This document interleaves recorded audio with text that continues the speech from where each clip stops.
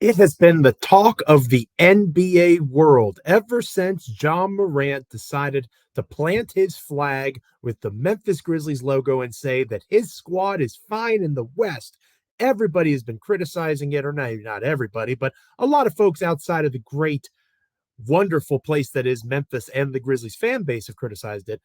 On this episode, we're going to analyze, are the Memphis Grizzlies actually fine in the West heading into the playoffs? We're going to talk about that on this episode of Locked On Grizzlies. Lock in with me.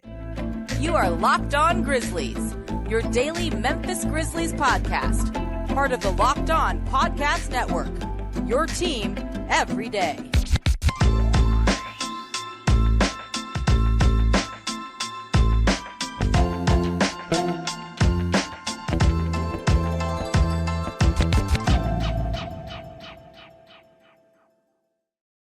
Welcome to another episode of Locked On Grizzlies. I am your host, Joe Mullinax, once again flying solo. My co-host, DeMichael Cole, is nearing a return.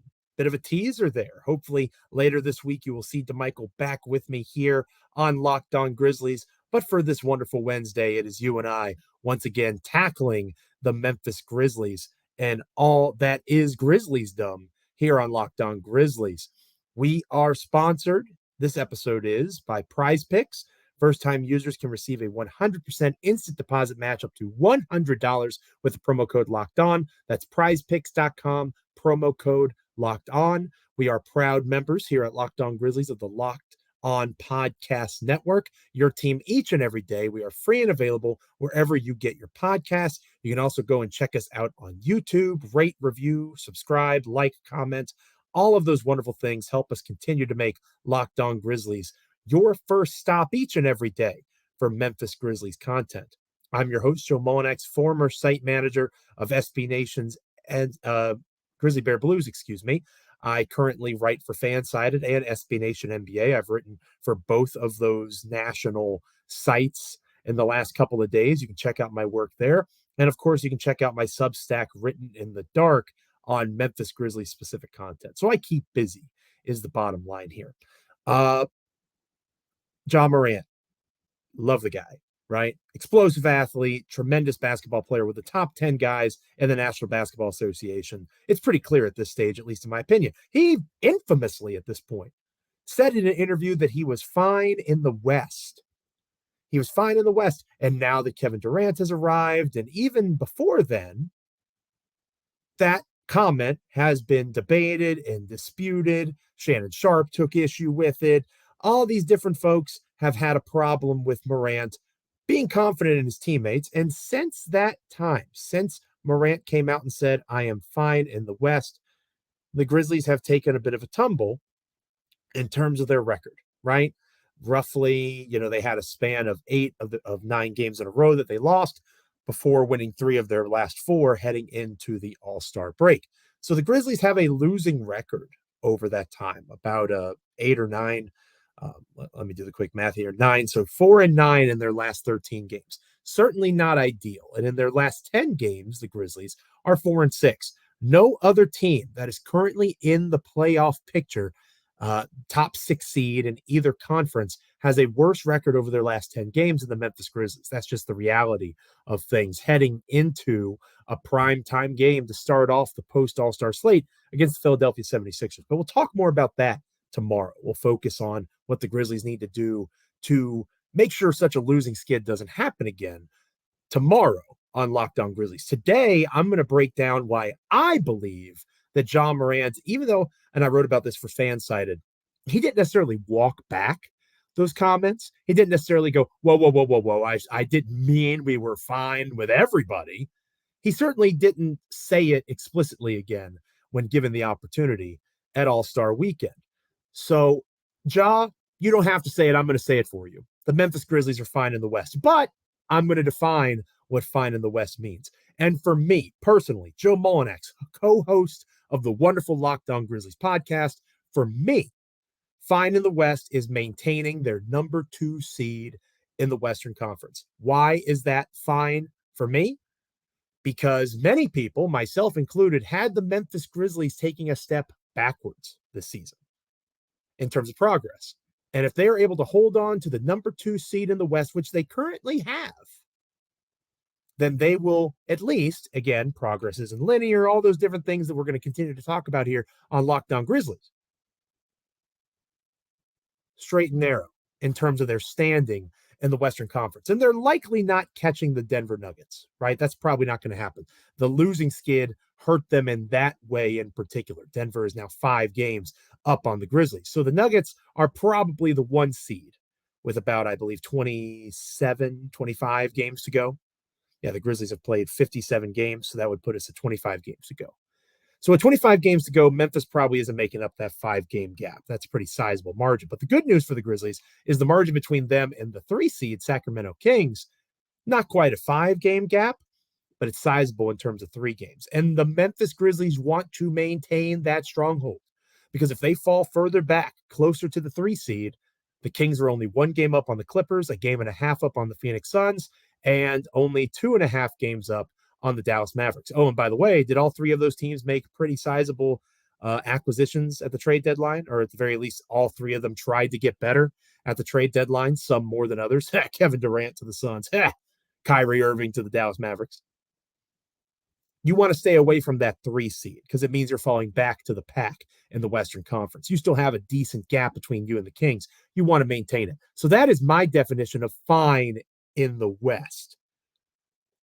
Here is why I believe the Memphis Grizzlies will be fine in the West in terms of the 2nd seed. And I'm going to break down their schedule the rest of the way in the rest of the show. But in this first part here, I wanted to talk about why, in my opinion, the Kings are not going to catch them, okay?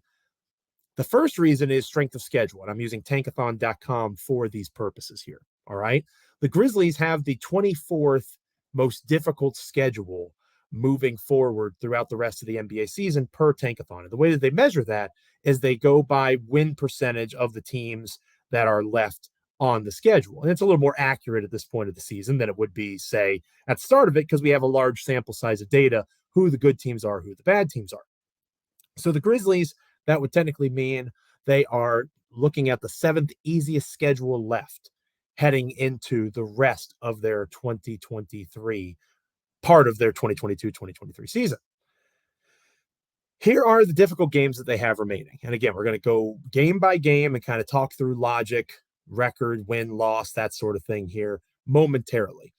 The difficult parts of the schedule include 3, count them, 3 games of the Los Angeles Clippers. Okay, that's not going to be easy. It's likely that Memphis doesn't see the full complement of Kawhi Leonard and Paul George and all the talent that LA has during that time. Russell Westbrook, new Los Angeles Clipper. Not likely they see all those guys together across those 3 games, but they're probably going to get at least 1, almost certainly 2 games of those guys. And those are going to be challenging games to play. We'll talk about reasons to be optimistic later on in the show. But just at the face of it, on tankathon.com, those are pretty difficult games. Memphis has to play Milwaukee still. Memphis has to play the Nuggets twice. One of those games in Denver coming up soon. That's going to be a challenging game for the Grizzlies. And the Grizzlies also are looking at, they'll be playing Denver at home. My mistake. Denver at home. That'll be the first home game coming out of the break against the Nuggets. And that's this Saturday. They also have to take on the likes of Philadelphia 76ers, Miami Heat, and they have 3 games, count them, 3 games with Luka Doncic, Kyrie Irving, and the Dallas Mavericks. Not going to be easy, right? That looks daunting. But for every 3 games they have against the Clippers or the Mavericks, they've got 3 against the Rockets, count them, 3 against the Rockets. And if there's ever a team trying to tank, or maybe not consciously trying to tank, but they're really good at it in terms of tanking, it's the Houston Rockets. And they traded away Eric Gordon, who is a new member of the Clippers, and they are not going to win very many games the rest of the season. They play the Spurs once. They play the Magic once. They play the Chicago Bulls, who are weaker now after shutting down Lonzo Ball. There's not really a hope of him coming back this season. They play the Trailblazers once and the Lakers twice. And again, it's unlikely they see a full strength Lakers team both times when they play LA. So what does all this mean? That means that you're looking at a strength of schedule, again, according to Tankathon, of 48.5% or 0.485. So it's a losing record of all of the teams that they have to play. And the Grizzlies, you have to keep in mind when you look at difficulties of schedules, right? Like Philadelphia, who the Grizzlies play Thursday night. That is the toughest schedule in the NBA. And one of the toughest opponents left on Philly's schedule is the Memphis Grizzlies. Same thing with the Clippers. The Clippers have the number 2 toughest schedule in the league left coming up. And they have to play the Grizzlies 3 times. That's the second toughest stretch, according to Tankathon, that the Clippers have to deal with. And that's another reason that I think the Grizzlies are going to be fine in the West. Let's go back over those seedings there. The teams directly behind Memphis are the Kings, the Clippers, the Suns, and the Mavericks. The Kings have the 4th toughest strength of schedule left in the Western Conference across 25 games. The Phoenix Suns have the 6th toughest schedule. And then when you look at the Clippers, like we just mentioned, the 2nd toughest schedule. Only the Dallas Mavericks, who are chasing the Grizzlies and are at this moment, as we record here, looking at the Grizzlies from 5.5 games back, the Dallas Mavericks have the easiest schedule left in the NBA, according to Tankathon. 46.6% strength schedule. But again, Dallas has to see Memphis 3 times. And if the Grizzlies can get 2 of those 3, there's your there is your opportunity to have a possible, if necessary, tiebreaker. So 2/3 looking at difficulty, the Clippers and the Suns, the Mavericks having a hard time, the Kings, all reasons that I believe the Grizzlies are fine in the West. We're going to break down the schedule. We're going to go game by game, week by week. What number do the Grizzlies need to post in order to maintain that fine in the West mentality? We're talking about that next here on Locked On Grizzlies. But first, this episode of Locked On Grizzlies is brought to you by PrizePicks.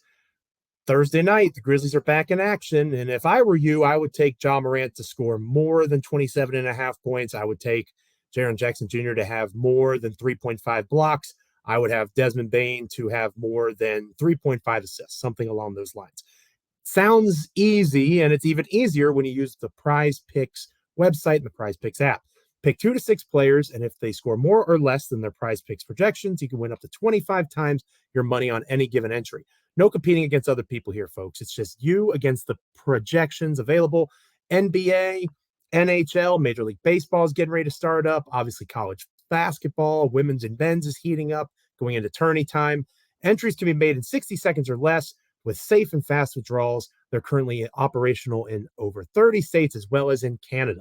Download the PrizePicks app or go to prizepicks.com to sign up and play daily fantasy sports. First-time users can receive a 100% instant deposit match up to $100 with the promo code Locked On. If you deposit $100, PrizePicks will give you $100. If you deposit $50, PrizePicks will give you $50. Don't forget to enter the promo code Locked On and sign up for an instant deposit match up to $100. I told you why I believe the Memphis Grizzlies are fine in the West. Ja Morant was right. Let's talk about how they're going to get there next here on Locked On Grizzlies. Don't go anywhere. Welcome back to Locked On Grizzlies. I am your host, Joe Mullinax, flying solo once again. We missed Michael Cole, beat writer for the Memphis Grizzlies over at the Commercial Appeal. He will be joining us hopefully later this week. Again, I want it to be a surprise, a little bit of a lead, right? We're talking to Michael and I, kind of figuring out what's best for him. We're excited to have him back. Thank you so much for joining me, however you've been joining me, as I've been steering the ship solo over the last several shows. And I appreciate the feedback, all the kind words on the YouTube comments, on the podcast side. I really appreciate you guys liking, commenting, rating, reviewing, subscribing. It's all wonderful to see. So thank you for sticking with us as we continue to get ready for the sprint to the end of the regular season for the Memphis Grizzlies in the NBA. I argued why the Grizzlies were fine in the West because I define it as being the number 2 seed in the West. And if the Memphis Grizzlies are the number 2 seed, then they are exactly where they were last season. That's fine in the West by my definition. So we talked about strength of schedule. The Grizzlies have one of the easiest schedules remaining. We talked about how teams that are directly behind them have pretty difficult runs. The Dallas Mavericks being the only team with an easier strength of schedule, according to Tankathon, than the Memphis Grizzlies. Let's take a look at that schedule, shall we? Because I say that it's easy, and then you actually look at who they're playing and how they're playing them, and it makes you a little less confident, perhaps, in that process. So We start with the rest of February. All right. In the rest of February, there's 3 games left, and we'll go into March as well because there's a back-to-back to end the month. The Grizzlies go into Philadelphia, and as of this recording, Steven Adams' availability, we know he was ramping up before the All-Star break. It's likely that he makes his return soon. It's not probable that it's going to be against the Philadelphia 76ers. It's possible, right? And if Steven Adams is there, having him against Joel Embiid would certainly be a positive result. But if Adams isn't there, then it's unlikely that in Philly, the Grizzlies are able to knock off the 76ers. Doesn't mean it's impossible, again, but we're going off of, if we're being honest, in terms of favorites, who's going to be favored in these games, that sort of thing. And the 76ers are going to be favored over the Grizzlies in Philly going into Thursday night's game. Philadelphia is one of the leading title contenders in the Eastern Conference. Then you've got the Denver Nuggets Saturday night at home. Again, maybe you're getting a little bit closer to a Steven Adams return. We should see more information coming on that in the coming days about that. Hopefully on tomorrow's episode, we have a little more concrete information on that front. The Nuggets are good, right? The Nuggets are good, but the Nuggets are not as good on the road, as they are at home. The Denver Nuggets have the best home court advantage in the NBA, 27-4. They are a 500 basketball team on the road. So that gives the Grizzlies a chance, who have one of the NBA's best records at home that aren't the Denver Nuggets. Them and the Milwaukee Bucks share that distinction. They're in a position where they could perhaps take advantage of the Denver Nuggets. Let's be optimistic on Locked On Grizzlies, shall we? Let's say the Grizzlies knock off Denver at home. Then you have a few days off. You have the Lakers coming into town. And while the Lakers are certainly better than they were, with a couple of days off, with a couple more practices under their belt, the Grizzlies, again, should be favored in that game against the Los Angeles Lakers. The Lakers are 13-18 on the road this season. LeBron James coming back from a finger injury, all those sorts of things. It'll be interesting to see how it plays out. The Lakers are understandably better, right?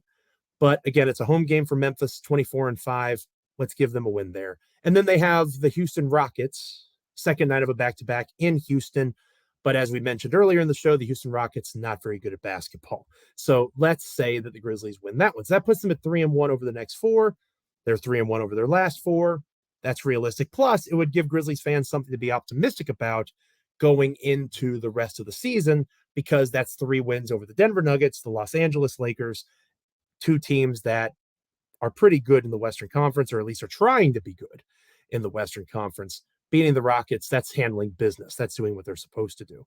Then you look at the next several games. And after that 3-1 start, you're at Denver, probable loss, right? For the same reason it was a win for the Grizzlies on Saturday night, they're probably going to lose to the Denver Nuggets. That puts you at 3-2.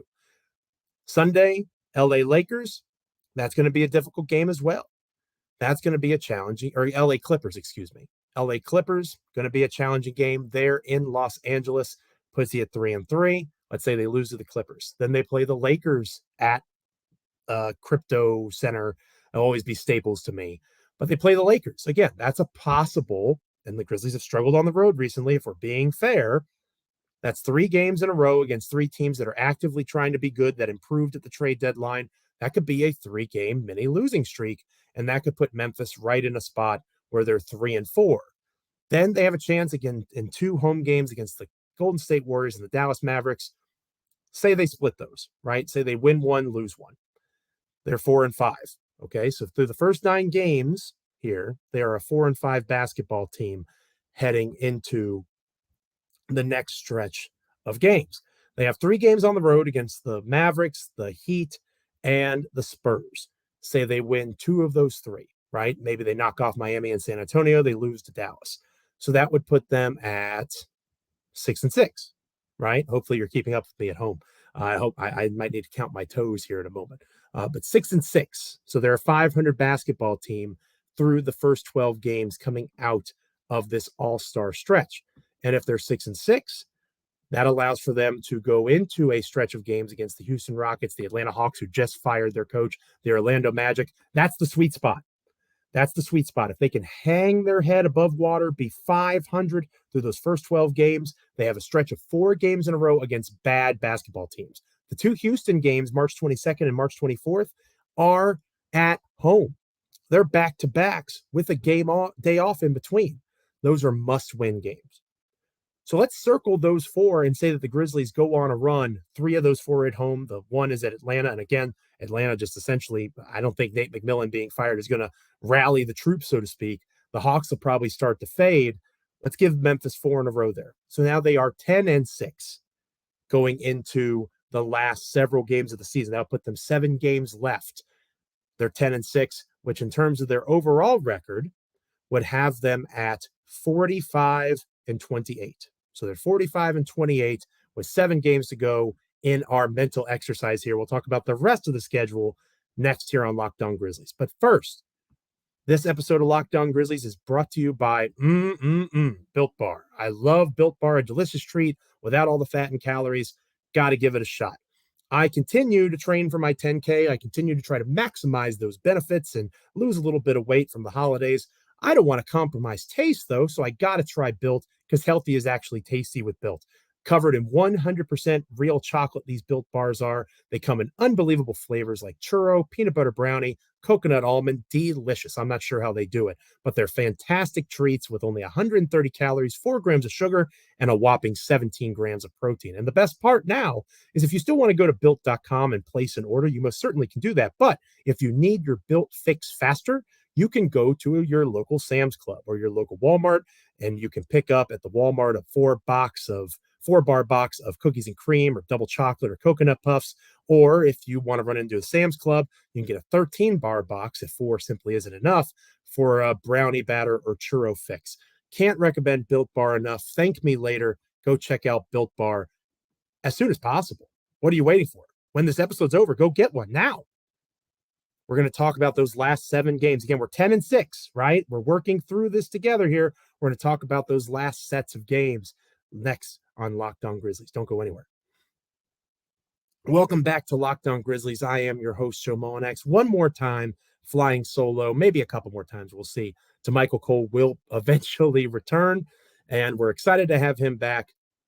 Can't wait to have him back. In fact, it's going to be wonderful to be able to just kind of work through things and find each other's voice again. It seems like it's been too long. I love the partnership that I have with Michael here on Locked On Grizzlies, and it's going to be wonderful to have him back. Still thinking of him and his family during this difficult time. I realized in my haste, in my math, that I missed a couple of games as I was working through. So for the sake of ease, we're going to say we're 11-7. All right. I was 10-6. I skipped a couple. We'll split them 500. We're 11-7 going through the schedule. Okay. So the Grizzlies, if they go 11-7, will be 46-29.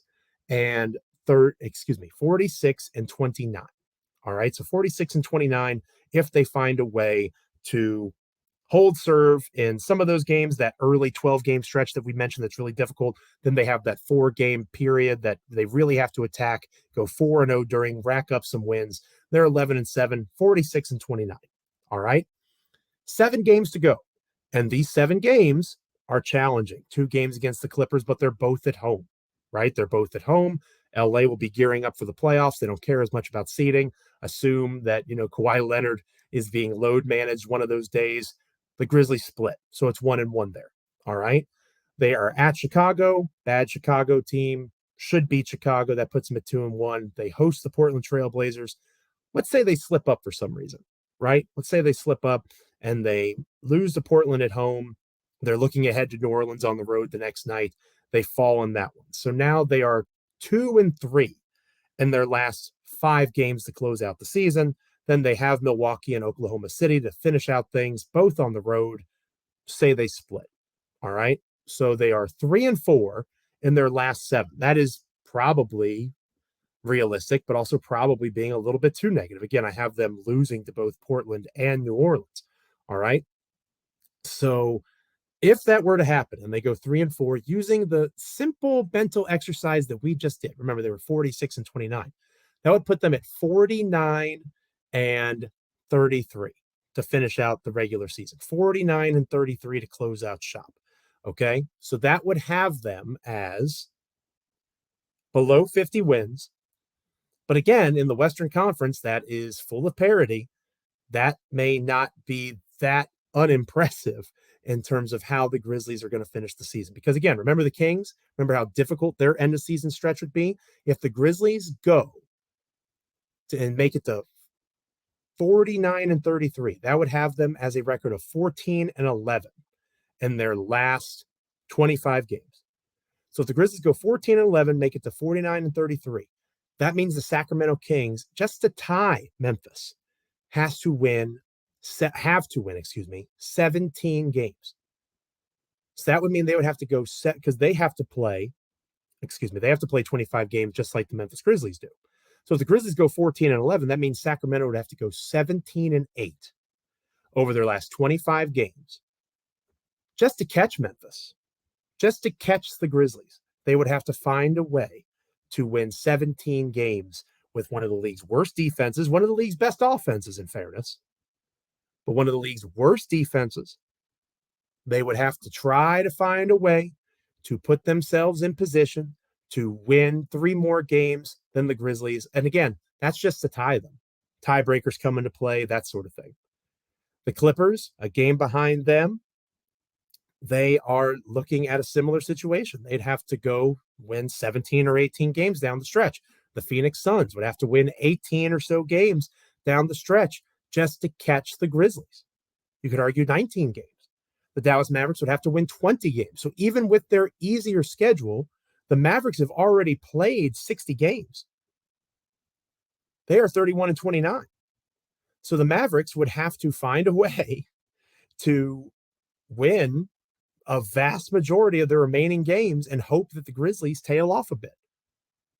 If the Mavericks, again, 5 games back of Memphis as of this recording, and it'll be the same because it's a Wednesday show, for the Mavericks to catch Memphis, they will have to have 19 wins if the Grizzlies get 14, and they've already played 60. Do the math. 19-3. Do you have the Mavericks going 19-3? Is Kyrie Irving that good after they gutted some of their depth to acquire him? So, what's the point I'm trying to make? It was a lot of math, a lot of numbers, a lot of prognostication. Could the Grizzlies win a game here that I said they'd lose a game that I said they'd win? Yeah, that could absolutely happen. And I have them going 14-11.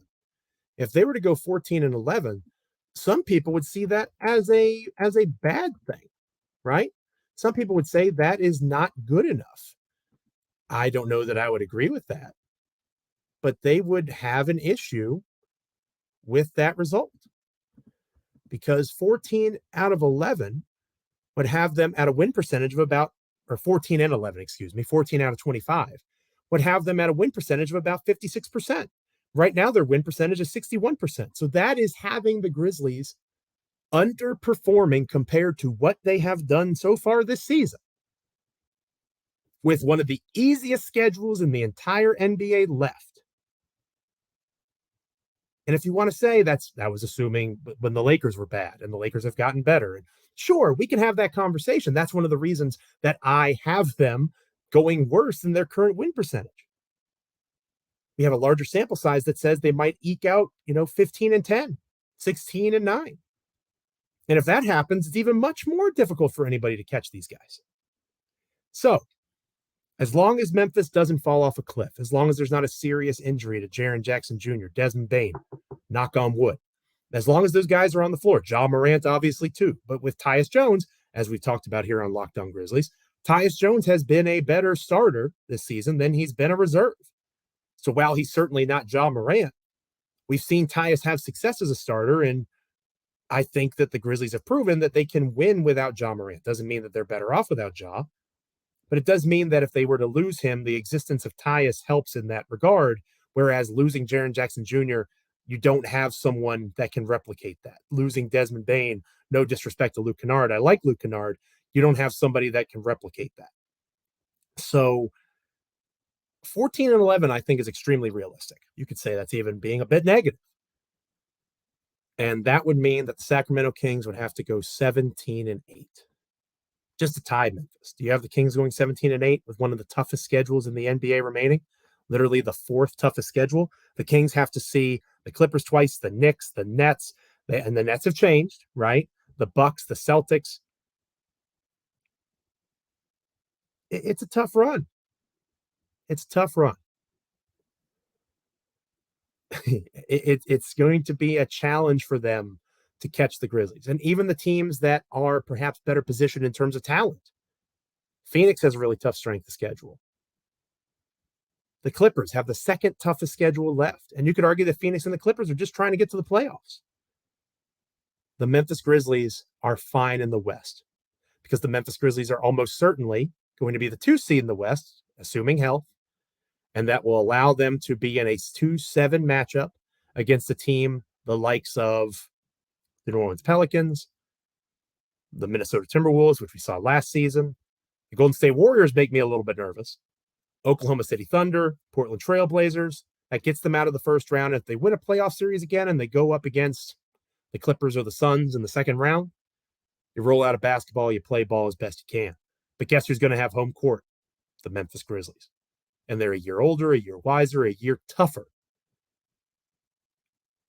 Are the Grizzlies going to make the NBA Finals? Maybe not. Probably not. Are the Memphis Grizzlies fine in the West compared to their peers and compared to their pace and compared to where they are as an organization? Absolutely. I'm with you, Ja. I'm with you. Thank you so much for making Locked On Grizzlies your first listen today. Now make your second listen Game to Game NBA. Every moment, every top performance, every result, Locked On Game to Game covers every game from across the NBA with local analysis that only Locked On can deliver.